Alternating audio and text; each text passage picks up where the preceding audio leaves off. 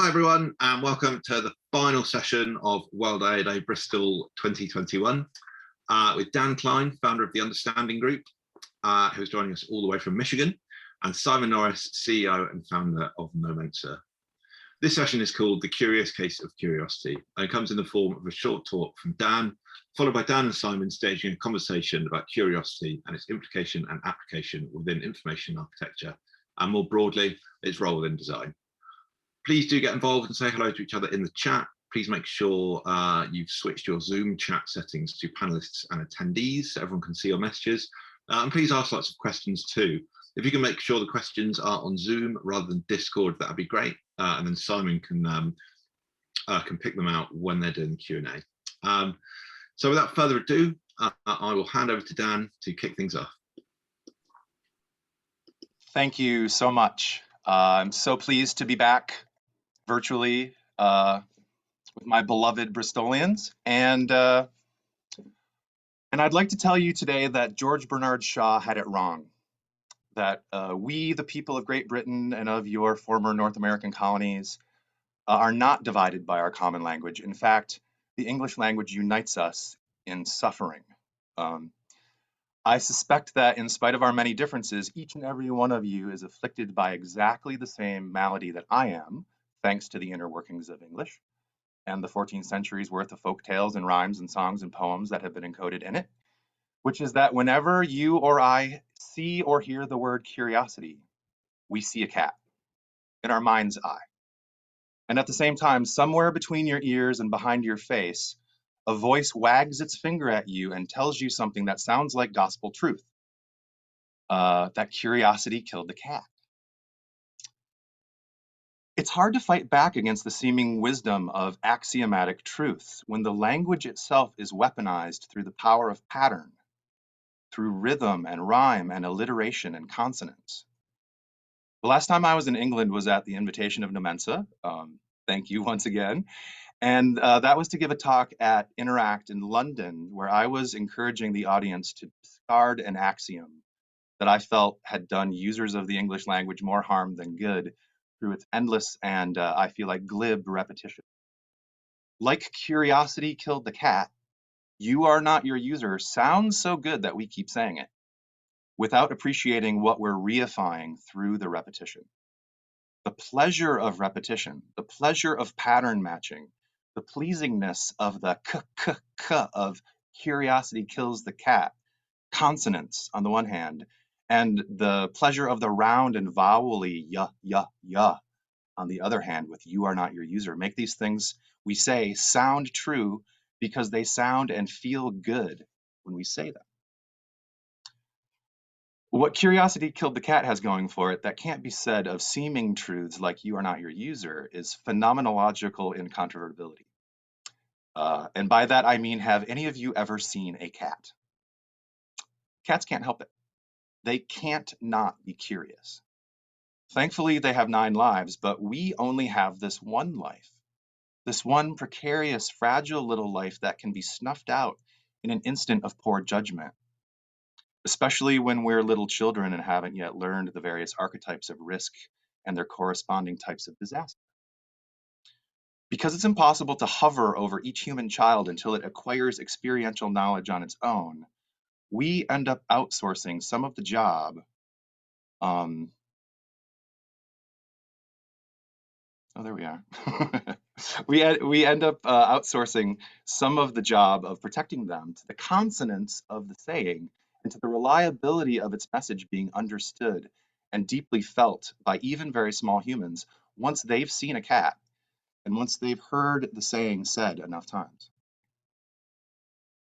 Another way of explaining the power of an axiom like curiosity killed the cat comes from the German language in the expression klingt wahr, which means, I think, I took this in high school, rings true.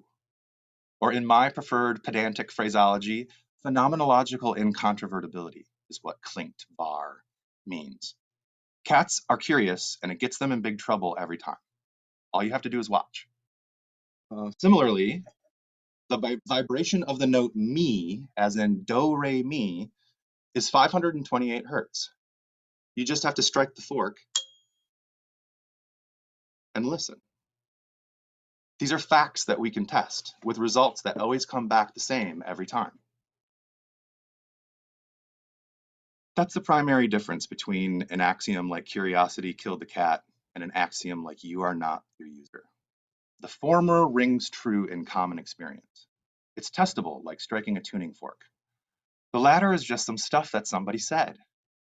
So when we find ourselves being exhorted to accept and adopt axiomatic truths of the second type that aren't testable, that aren't based on anything we've experienced ourselves, but nevertheless sound good through the pleasures of rhythm and rhyme and story and song, the question we ought to but so rarely ask ourselves is, who says?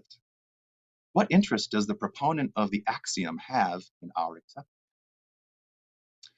The great American comic Emo Phillips once said that, I used to think the brain was the most wonderful organ in my body. Then I realized who was telling me that. The Latin phrase is qui dicit, I think is how you say it. Who says? Who's saying that? Sometimes axiomatic sayings like you are not your user no longer have a who that's saying them anymore. They cease being an actual instruction and instead serve as a kind of identity, to identify the person who's repeating the axiom as one of the good guys, one of us. The technical term for when an axiom devolves into an ID card is shibboleth, a custom, principle, or belief distinguishing a particular class or group of people, especially a long-standing one regarded as outmoded or no longer important. So we don't even believe these things, we just say them, and it's the saying of them that becomes important without a sayer being involved anymore. The quality difference between phenomenologically incontrovertible truths like curiosity killed the cat and moralistically superimposed truths like you are not your user is demonstrated incisively by the character Alice in Lewis Carroll's Victorian-era classic, Through the Looking Glass. In one part of the story, Alice finds herself being told a rhyming, sing-songy tale about a walrus and a carpenter that begins with the cautionary axiom of the oysters were curious. After the tale is told and we learn the fate of the poor little oysters, the teller of the tale notes that his little song comprises a good moral lesson. Let's see. Alice concurs, but then adds in one of the sickest burns in all of English literature, it's a good moral lesson if you happen to be an oyster. She didn't buy into the teachings of the silly song that was sung to her, and she resisted the mesmerization of its rhymes because the whole time, this is my theory, she was asking and knew the answer to the question, qui dicit? In this story, the who of who says is a character called Tweedledum, and Alice knows better than to accept the axioms of a dummy. I think we should know better too. I think we need to test what we're told about curiosity, not to accept it at face value. We should ask and find out the answer to the question, who's saying this, whenever axioms are operative in the environment where we seek to do good work. I'd like to close and one final illustration by way of a Bible story that, to my way of seeing, unhelpfully blends the phenomenologically incontrovertible with the shibboleth, with stuff that sounds good that somebody wants to moralistically superimpose over top of what's really going on. It's the story of the transfiguration of Jesus Christ, and I'll be reading the version of the story that's found in the 17th chapter of the book of Matthew. The story that appears in the books of Mark and Luke as well, but curiously it is not found in the Gospel of St. John. I have a strong personal identification with this story. I used it as an analogy in an email to Richard Saul Werman's personal assistant back in 2014, who just sent me an email about a half hour after I'd left Richard's house in Newport, Rhode Island, to go to the airport up in Providence. The email was telling me that I left my camera there and asking what I wanted to do about it. What I actually wanted to do was to go back to Newport and stay there forever. Here's what I wrote at the time. Thank you. Do you know the Bible story about the disciples on the Transfiguration Mountain, where Moses and Elijah appear to hang out and talk with them and Jesus? St. Peter proposes they build some huts and stay up there longer, but he is rebuffed by Jesus and they sulk down the mountain. My Transfiguration Mountain is down there in Newport, And I get to come back to it repeatedly, and yet the trip down is still one that has me sulking. There are many things that are wrong in my analogical framing here, and to begin with, and perhaps most importantly, I had the text wrong. So here's what the text says, and this is the New International Version. After 6 days, the story before this was of Jesus feeding the 5,000. 6 days after that, Jesus took with him Peter, James, and John and led them up a high mountain by themselves. There he was transfigured before them. His face shone like the sun, and his clothes became as white as the light. Just then there appeared before them Moses and Elijah talking with Jesus. Peter said to Jesus, "Lord, it's good for us to be here. If you wish, I will put up 3 shelters, one for you, one for Moses, and one for Elijah."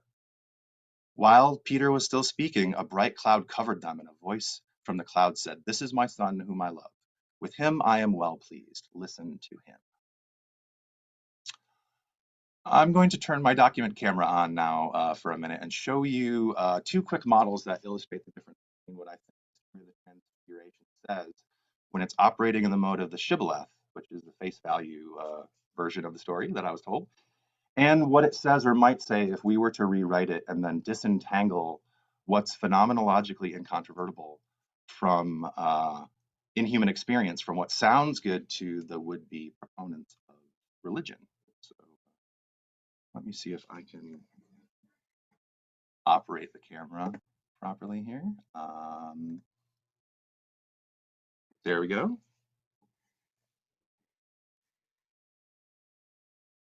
So this is the first model. Oh no, I'm sorry. This is the first model. It's pretty dumb, as it's how I prefer a model to show up, is as a dumb model. And so what this is showing is the traditional way that the story goes, which is that Jesus, Elijah, and Moses have something special going on with them, that the transfiguration was about them, and that behind the line are James and John and Peter. And furthermore, that Peter, in the other Gospels, not in Matthew, but in the other 2, when Peter says, "Hey, let's build some huts and stay up here," one of those other Gospels says, "Yeah," and he didn't know what he was talking about. So I've got Peter like even pushed back from at least James and John shut up and allowed the stuff with those other 3 people to just happen. Contrast that with the opposite model, the one that I'm in favor of here. I never get the backwards forwards thing right. Okay, there we go. So there's another telling of this tale, occult and or heretical interpretations of it, which say that it wasn't Moses and Elijah who were on the Transfiguration Mount. It was explaining angels, and that the what happened, the being transformed, the seeming transformation or transfiguration, depending on how we think about it, was on the basis of these angels explaining to Jesus for the first time what he was about to go do, which was to orient his ministry toward Jerusalem and to ultimately be killed on an execution stake by the Romans.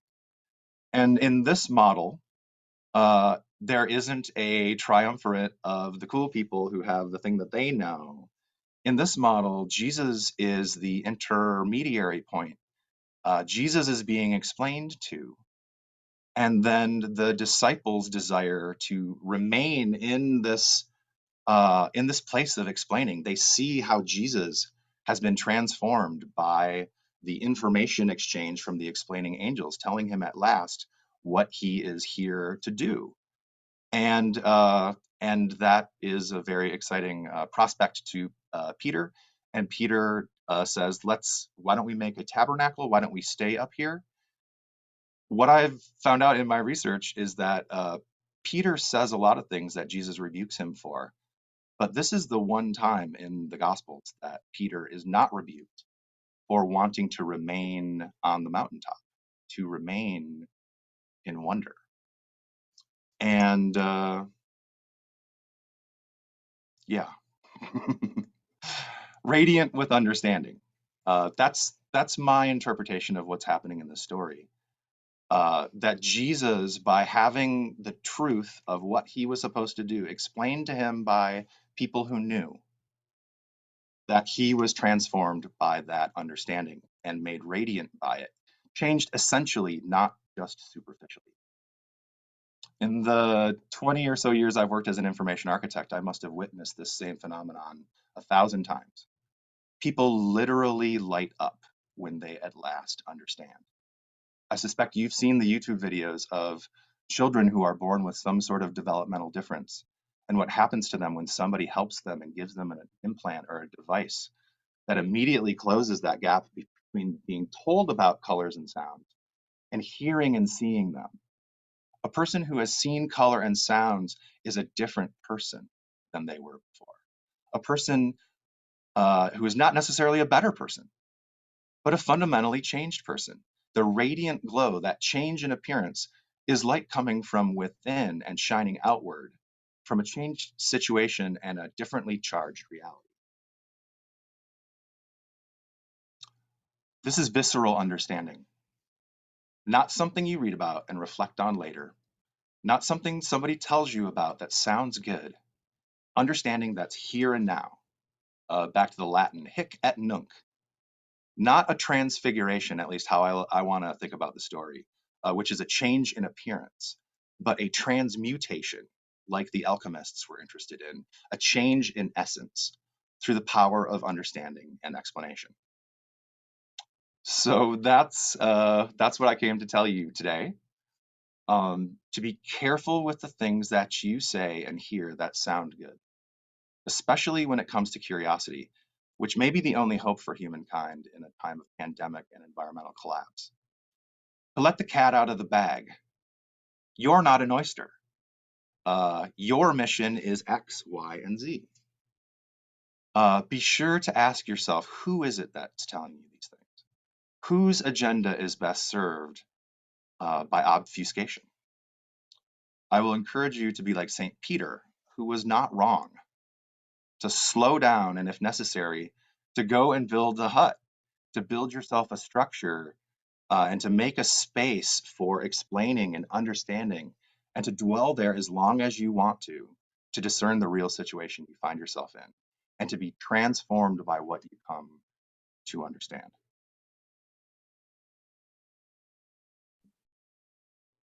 Okay, that's what those are my prepared remarks, and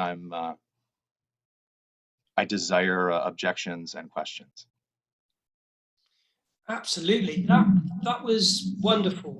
I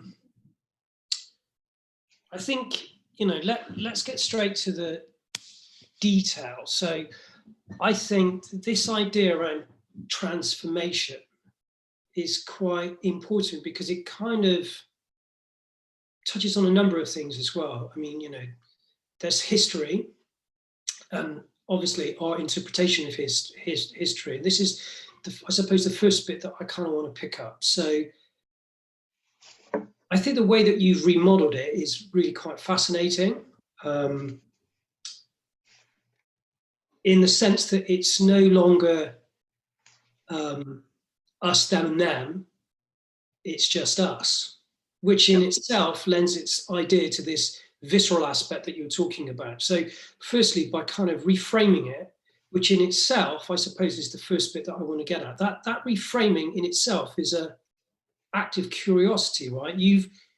Curiosity is, to your point, not accepting what we know. And I'm not saying that what we know is right or wrong, but curiosity is not restricting or throttling our wonder, which then allows us to go deeper. Is this the point that you're making? My points are not always sharp or unitary, so I enjoy hearing what you think some of those points are, and I don't disagree in any way with how you've characterized it. The taking of things at face value, to get practical for 1 minute, and then I promise to not be practical anymore. the taking of things at face value in organizations, it has a lot to do with the suffering that people experience in organizations. And there are things that people say, like "you are not your user," or "the oysters were curious," or "nobody likes to scroll," or "our users don't X, Y, and Z." That again, who's saying that? Whose interest is served by that saying being said and having it be true? And furthermore, is there something about the way that it's been presented that is mindful of the ways that human beings can be beguiled by consonants and rhyme and meter and image? So yeah, that's the beginning place, is to will you or will you not accept the story as given? I get it. So, and I think, to go back to what you were saying about, did curiosity kill the cat? Well,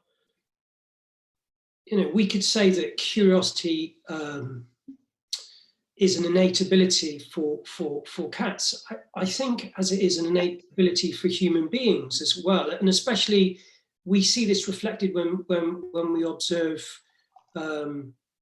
children asking questions, and specifically when they're unable to ask questions, because obviously because their cognition and cognitive development is in development, they point.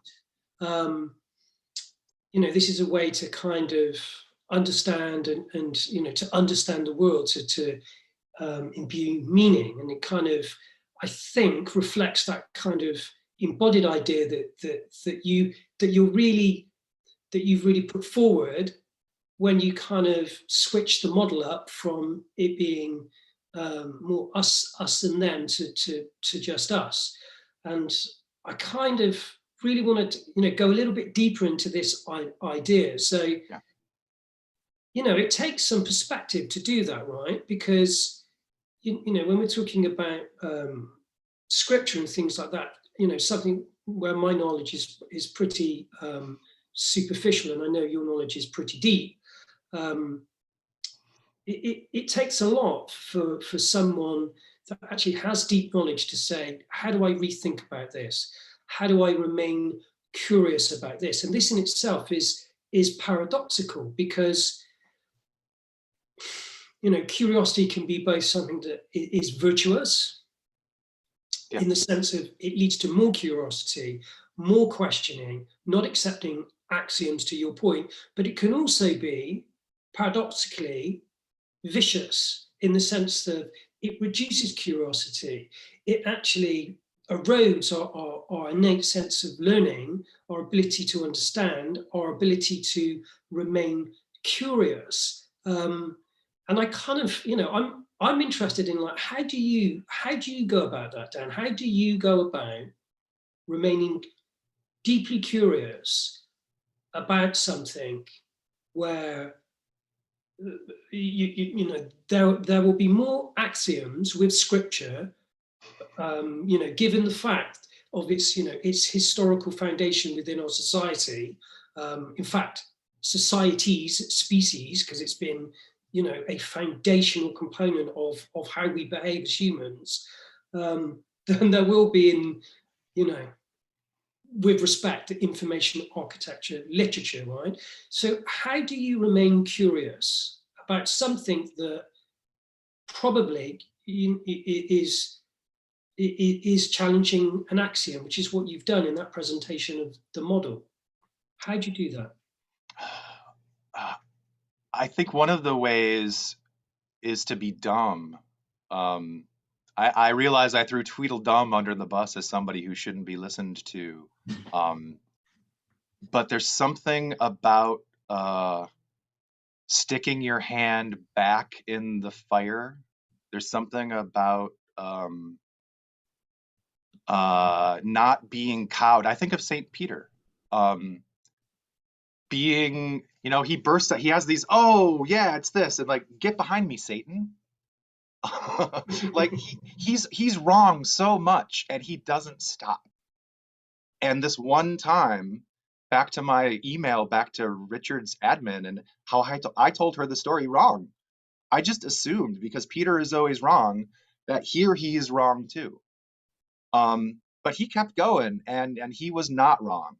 When he said, let's build a tabernacle, let's enclose this, dwell in this, because whatever this is, I see what it did to you, Jesus, and I want it to happen to me too. Remember, Peter is the one who got out of the boat and walked on the water, because like any good student of a rabbi, the whole reason that you are following this rabbi isn't because the rabbi is great and can do it's because you want to be able to do what your rabbi can do. And Peter was able to walk on the water until he doubted. And then, but in any case, so I really think that pattern of being repeatedly willing to suffer the blows, to be laughable, to be wrong, to be called out, to be called Satan, even if that's what it takes, to keep verbalizing, to keep putting out there what you think the real situation is. And what a glorious moment that I completely missed. I was raised in a bubble of religiosity, and I thought I knew these stories. And that's the other technique. So how do you do this? How do you remain curious, especially if you're burdened by knowing and knowledge? The first part is to be beat up by being wrong about it a lot, and to accept that as part of the process.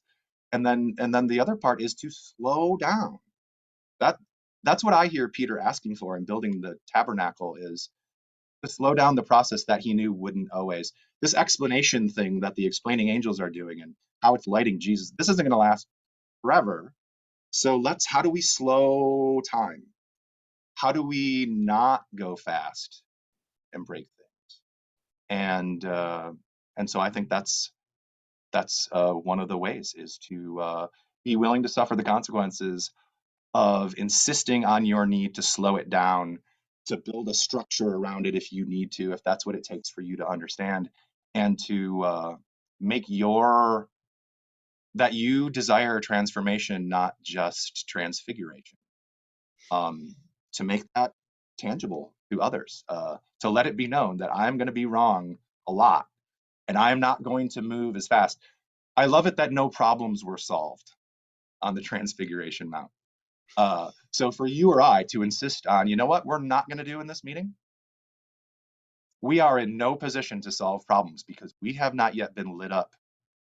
Our explaining angels are late, and we don't know what's going to happen. We have suspicions, there are stories, people who come after us might want to superimpose a way of explaining, but here and now, we don't know enough. So let's embrace here and now. Let's not fast forward to the part where we expect that we will understand and then presume that we're already there and start solving. One of my most powerful teachers is somebody that I have only discovered recently, a woman named MC Richards. And those of you in Europe who follow me on Twitter, I have insomnia now, and so I'm up in your morning tweeting about MC Richards almost every day. And in one of the best sequences I've ever seen on the internet, there's a video of her in her kitchen saying, what is God? God is this figure who goes around slapping his own ass saying, I don't know. I don't know. I don't know. And to be willing to be the ridiculous old lady in your kitchen slapping your own ass saying, the God that I serve doesn't know. And I don't know yet either, but I want to know. Yeah, I mean, it's there's a depth and subtlety to what you're saying here, because it reminds me of a quote by Einstein that kind of said, "I have no special talents.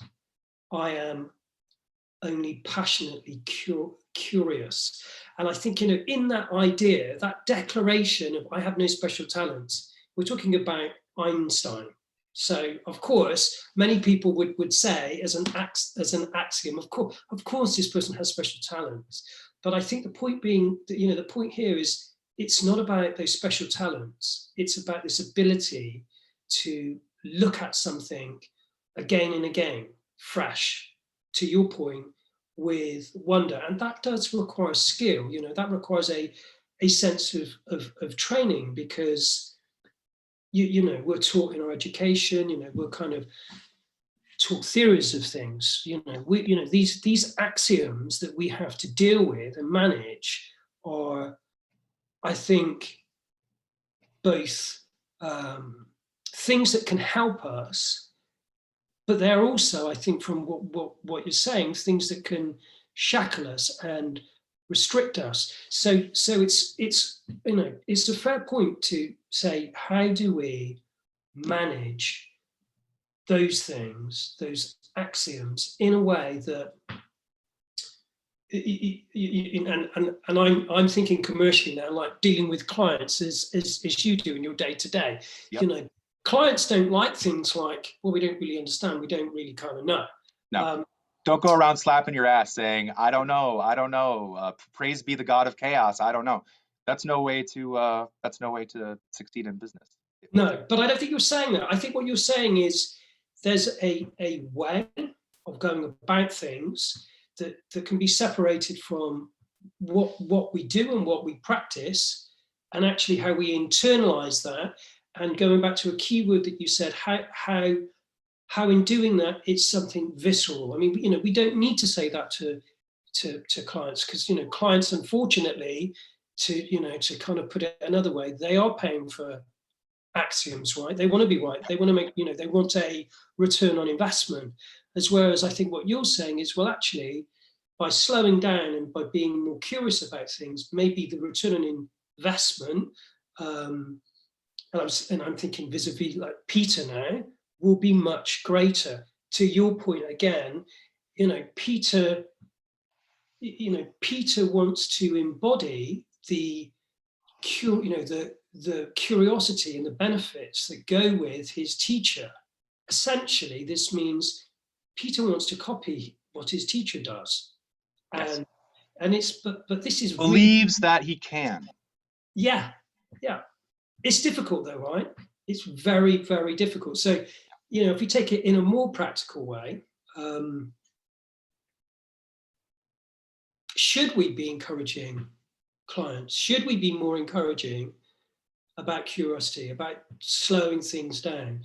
Should we really be saying we should slow down because actually the results, the outcomes could be not just better, but enlightening, and not just for the people that are involved in the actual, designing all the work, but the bigger manifestation of what that work could truly mean. Yeah, I already know through my own experiences that it's a hard sell. And you're not wrong, Simon, in using the pattern of value and outcome as part of the, yeah, we've got these neat ideas and it seems like they could help us, but ultimately somebody transactionally is going to engage with us, and their expectations are in terms of solution, are in terms of outcome. I think that is a really hard, seemingly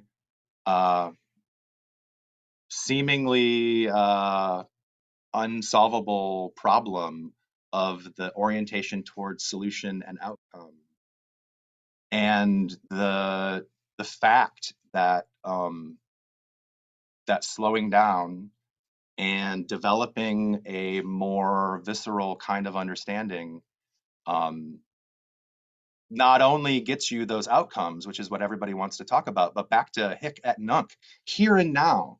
What have you done for me lately? How is this process right now delivering some kind of goods to all of us as we participate? And so I think that we're not going to be able to sell the slower, more reflective, more thoughtful, less about solving, more about framing, less about outcomes, more about ongoing virtue. I don't think we can explain. I'm not as good of a salesman as you are, Simon, but even you, I don't think you can sell that, not without delivering the visceral understanding part. And so by bringing the client organization into this, if we're proposing we need to go slower, we need to be open to more emerging kinds of understanding. There are all these kinds of knowledge, and we are not using as many of them as we could in order to do the good work we all want to do. I think the secret to being able to sell that and make more of it happen in our client engagements and how we do work together is finding ways to deliver the goods of the visceral understanding. Just like the child through a cochlear implant or through glasses or whatever it is, they don't go back to being Susie or Billy. They are a different person with what is possible through those realizations, and that's a visceral. My whole interest in visceral understanding was really weaponized, or it really gutted me, actually. I was in the archive. My happy place is archives. I was in the archive of the Getty Center in Los Angeles. They have the papers of the International Design Conference in Aspen that Richard Saul Wurman was involved with for many years. So I was in this archive listening to recordings and digging up documents. And I cry a lot. But I got some funny looks in the archive when I've got the headphones on, I'm listening to this tape, and I'm just like, oh God, what? No. Richard told a story about he was supposed to be in northern France to do some sort of a speech for the International Design Conference in Aspen. And the speech was in a place in Normandy that is not too far from the museum where the Bayeux tapestry is on display and being taken care of. For those in the audience who don't know what the Bayeux tapestry is, it is one of the most amazing needleworks of mankind, at least in the Western tradition. It's a cinematically vast, unbroken fabric upon which is appliqued the story of the Battle of Hastings. And Richard, as an information archivist, like, this is an amazing communication modality. He'd read about it a million times. He's going to give a talk, just like I do, right? When I'm in England, I drag you all over the place, Simon, because I want to see this, I want to see that, I want to see this. Richard was doing one of those, and he didn't realize that in order to get to the Bayeux Tapestry, you have to drive through Normandy, through all of those battlefield cemeteries. And so I'm listening to this tape of the speech that he gave at this place near there. And he starts out by telling the story. Yes, I was coming here and I wanted to see the Bayeux Tapestry. And then he just fucking loses it. He cries and cries. He has trouble regaining his composure. And he says, here I am. I go around telling people that I know how to understand. And think about this. This man was born in 1935. His imagination growing up was all World War II.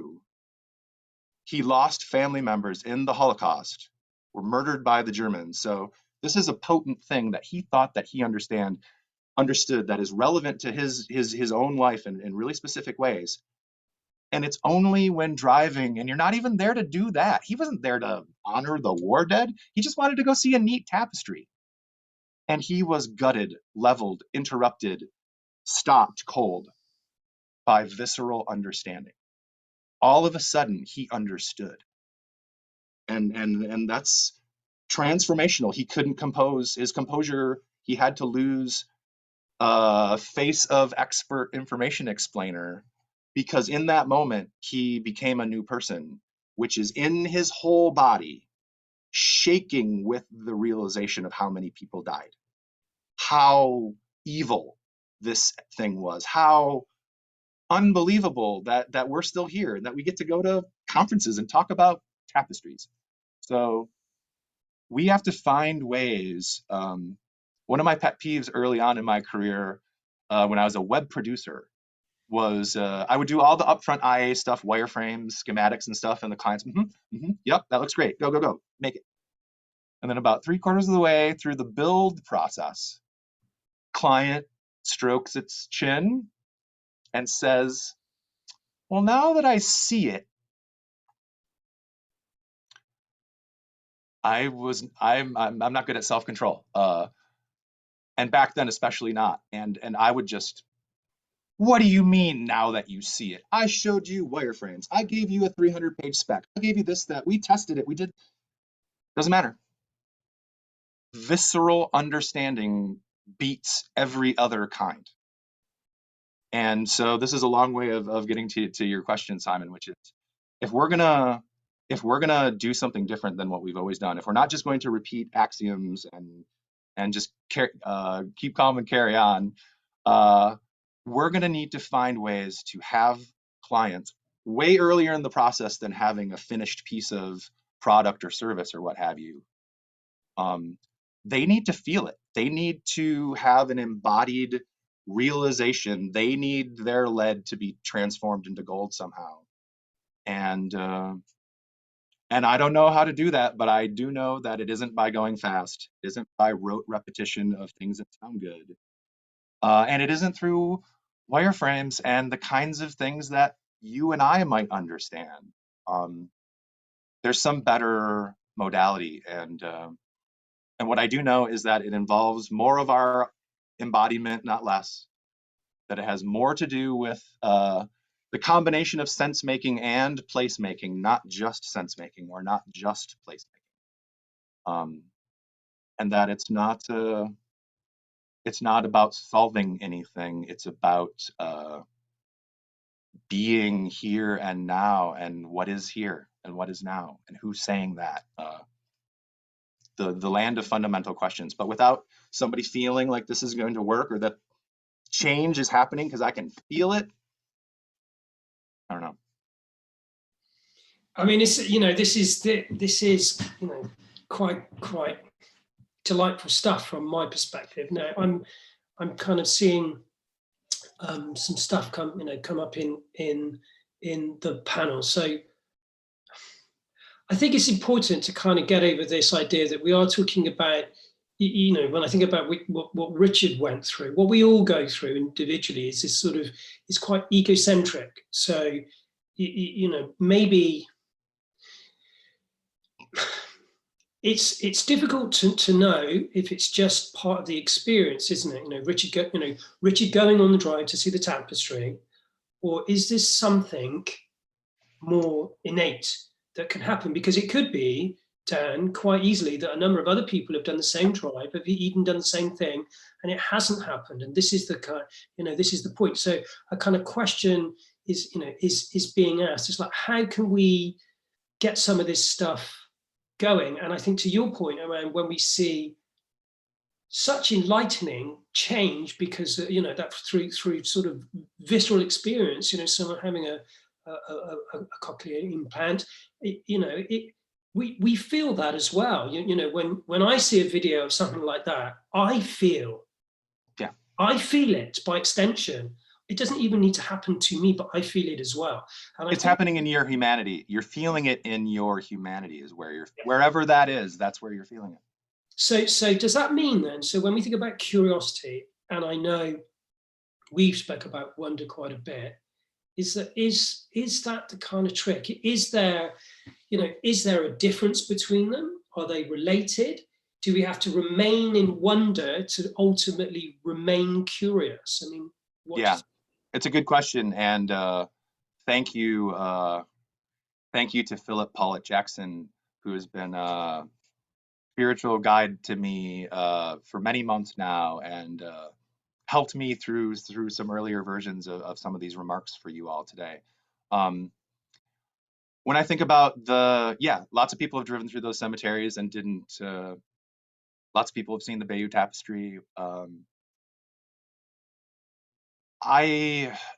the thing about wonder, at least in the teachings of Richard Saul Wurman's teacher, Lou Kahn, Kahn's belief is that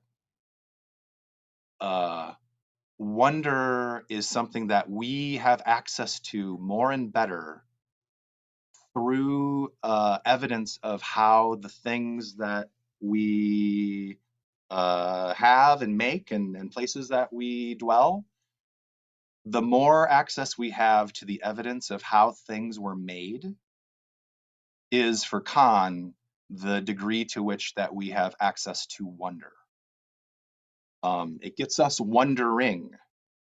And when I'm thinking about the car ride through Normandy, the process of how the freedom that we enjoy was made was revealed to Richard, which allowed him to enter into a state of wonder that was extremely uncomfortable.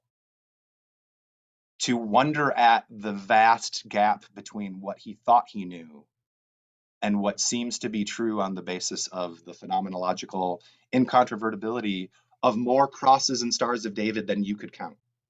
Like flooding the impossible to behold in a cold kind of calculating way. It was an overwhelming, and certainly we ought not overwhelm our participants by flooding their cognition to beat them into wonder.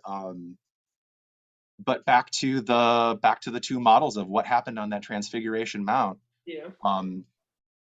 A lot of our process is driven by rock stars and personalities and putting somebody up on a pedestal and saying they're the ones, they can do it, they can fix it.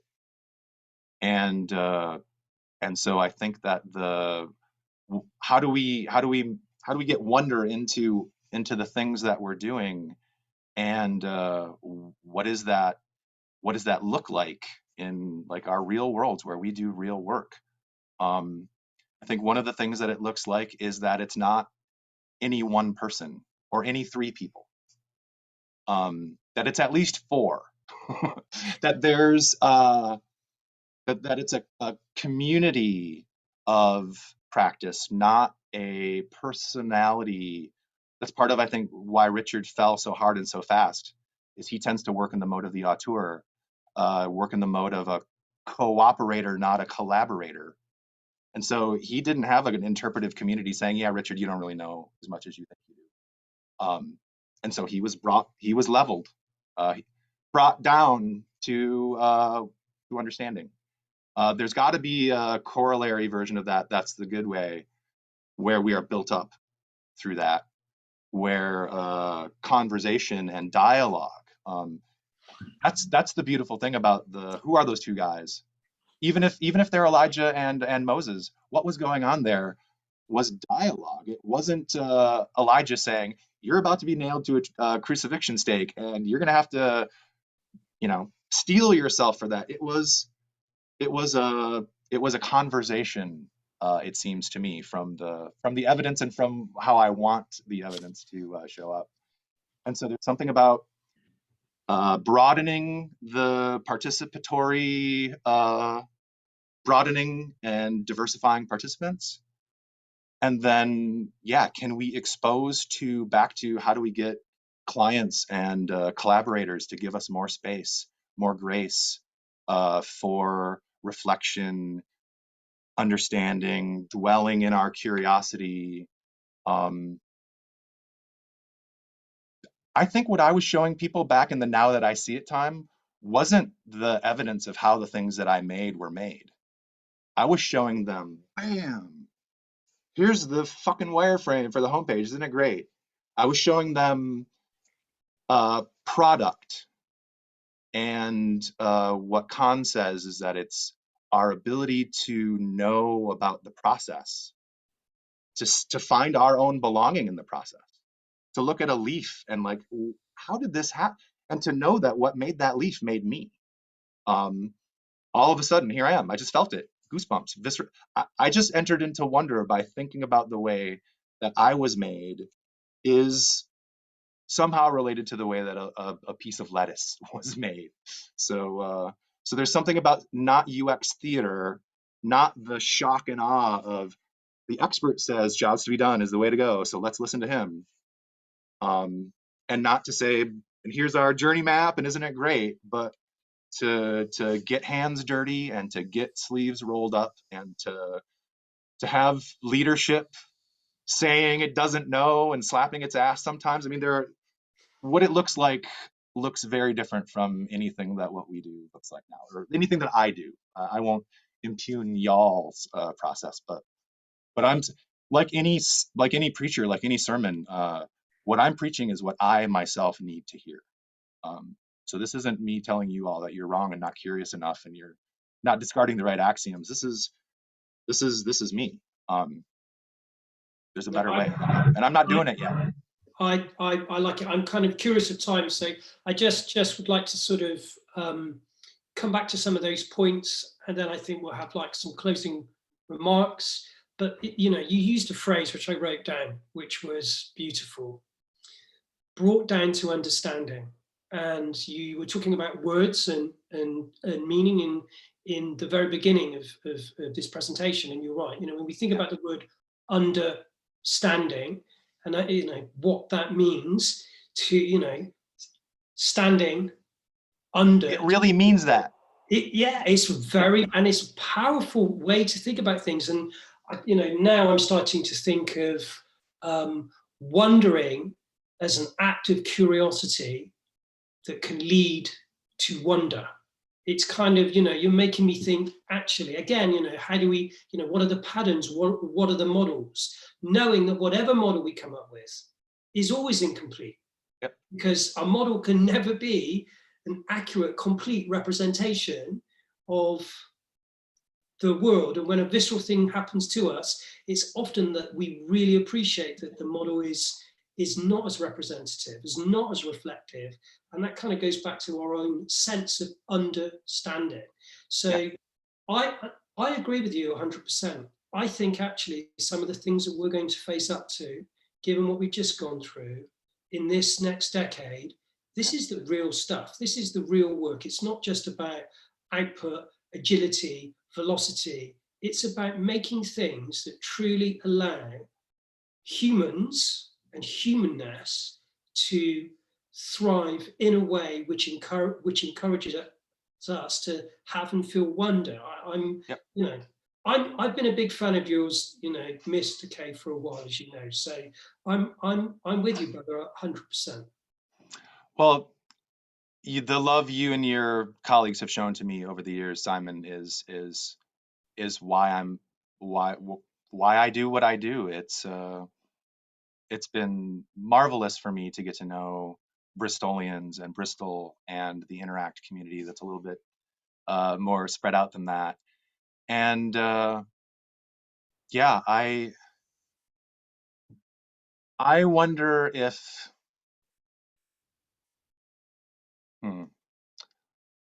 I wonder if I do wonder if it means we have to be brought low. And I think as first world people, I think that might be part of it, and maybe why we haven't, why we don't yet have the nice things we think are possible, is the resistance to being brought low, to being in the dirt, to understand. It strikes me, understanding, when we say, let's get to the bottom of this. There's a problem at the office, Simon. Let's get to the bottom of this. You get to the bottom of it.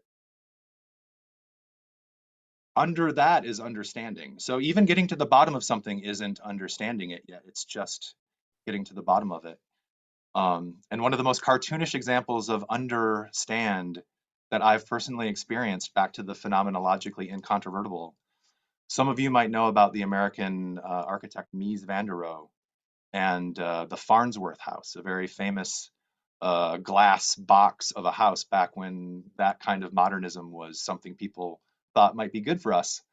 Turns out it wasn't. But in any case, the Farnsworth House was built on a floodplain. And back in the 50s, when it was designed, they consulted the records to see what is the 100-year flood. In 100 years, what is the highest flood that we've had? And then we'll make the house be a little bit higher than that. And I went to go visit this house a couple of months ago. And two things are interesting. One is the 100-year flood has come 6 or 7 times since the 1950s. And that house has been completely ruined and recreated multiple times. But the other thing is that since this house is 5 feet above the ground, when it's photographed, this never came through. Back to the difference between something you think you know. I've read thousands of pages about the Farnsworth House. To go there in person I'm 6'1". For me to stand next to it and know how high up, and it still gets flooded, and then to literally to be able to go underneath it, to see how the mechanical services work, to see how all of the services go through this one plinth, and everything else structurally underneath this house is visible, unlike most houses that are builded on the ground. So yeah, to get under something and to be brought low, I think there's something vibrating in there that I got dirty. When I had to get on my hands and knees, and we typically think of being on our hands and knees as being servile, as being dominated, and we have to somehow change that, because we have to. I think we need to be brought low to know really how much we don't know, to find ways to activate wonder so we can get at it and start knowing, and if that means crawling underneath something, or discarding something that we thought about ourselves that was precious. Back to Richard being a big time understander with best-selling books and all his millions of dollars, and none of that mattered. That moment changed his life for the better. And so if we can create the context where those kinds of realizations are more likely than they are now, there's a lot of danger involved in whatever this is, but good danger though. Good, yeah. I think good danger. Going back to zero. Yeah, John Lewis, the great American, great deceased American politician, gets yourself into some good trouble. Yeah. Yeah, I absolutely agree. And I think, that this sounds like the beginnings of what we could call a wonder manifesto that should be on every design agency's wall. Or maybe just yours. Let's see if you can do it. There's nothing better than an example. And talk about warm understanding. To be able to point and say, there's something different going on there. That's always been my impression of Nomensa, is something different about these people.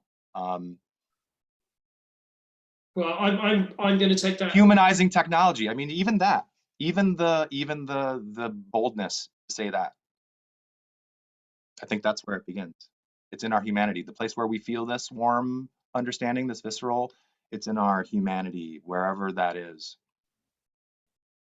Well, I'm very, very, very humbled to hear you say that. It's been a real pleasure. I appreciate as well that you've done another presentation in Egypt for the for the Cairo branch as well, which is good. So we're really grateful that you've been able to give us time to do this. And I miss you all so much. I miss England more than one who has, my wife and I talk about this, because all the music we listen to, all the television stuff, like, why are we so obsessed with Great Britain? And I think it's because of, back to wonder, fairy tales. All of the Mother Goose, all of the rhymes and the silly sayings and Alice. Where did all that, at least for us growing up in Michigan in the 70s, so many of the things that are associated with wonder for us are on your island there. So I've missed it so much, and I hope to be back with you in person very soon. And if any of you find yourselves in the United States, it's not as practical perhaps when one finds oneself in England to find a way to come to Bristol, but Michigan is pretty great, and I'd love to welcome any of your audience to the United States once everyone it's safe. Everyone should take him up on that, because it's not just pretty great, it's uber great. Yeah, you started us off well.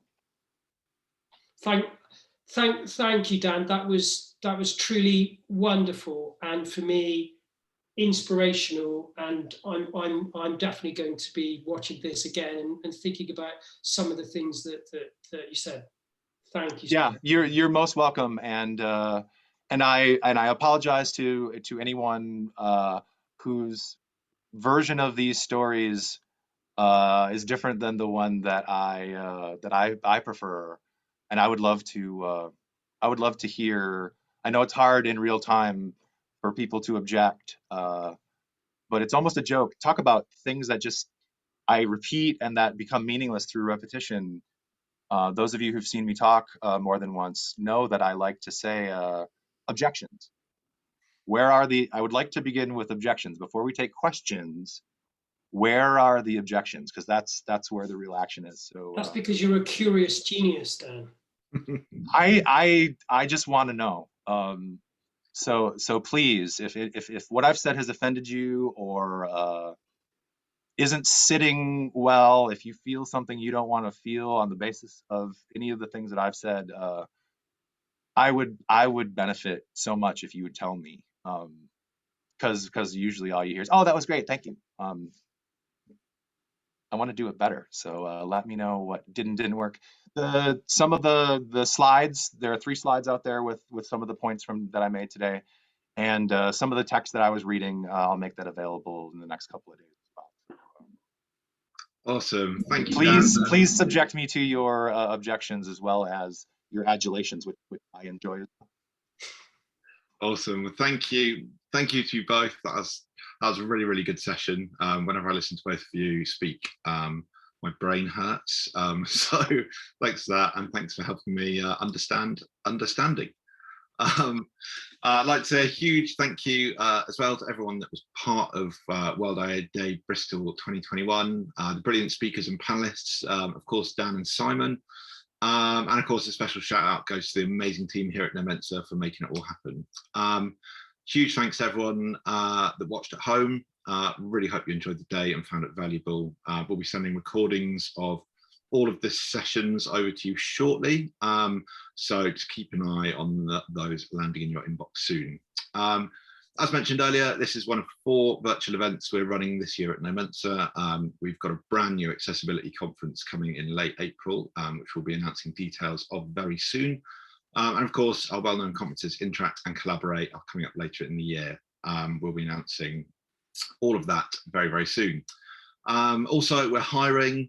We have lots of vacancies over on nomensa.com. Our head of talent, Harry, is over on Discord, and he's the man to speak to if you're interested in finding out more. Our next event is a free webinar hosted by our head of UX, Joe Knowles, on the 23rd of March. And this webinar is all about individual and organizational resilience. Sign-ups are open and, of course, free. We'll be tweeting out links to that in just a moment. But yeah, thanks again. We'll be back for World AI Day 2022, but until then, we've got lots of great events and lots of great content coming up to keep you going. Cool, thank you.